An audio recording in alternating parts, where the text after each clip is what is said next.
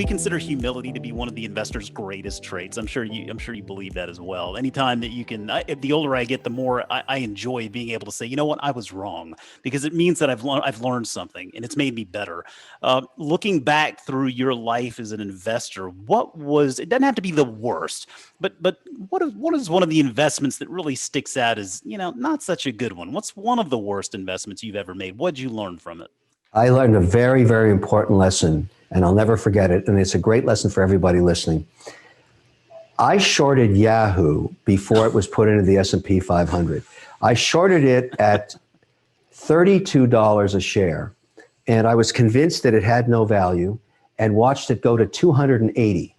The margin calls, it was with the old Bear Stearns before it was gone, were in the millions of dollars an hour. And I was committed to holding on to that short because I knew one day Yahoo would be at least a zero, I thought. It took years. And I remember I was golfing in Boston at Brayburn, my golf course, when my broker from Bear Stearns called me up and said, Kevin, Yahoo's back to $32 where you started this horrific journey. Can I cover? I said, no. I think it's going to zero.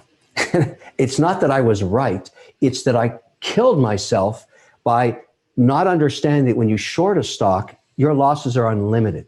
And I tied up for years, millions of dollars of my capital just for the margin to do something very, very stupid.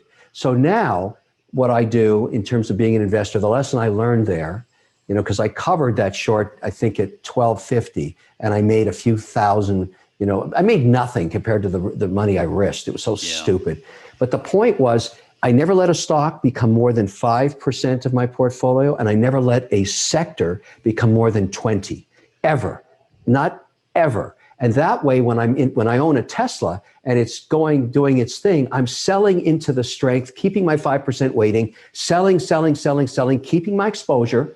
Now, I don't get all the winnings, but I also don't get the losses when it corrects because my cost of capital in the stock, my acquisition cost is zero.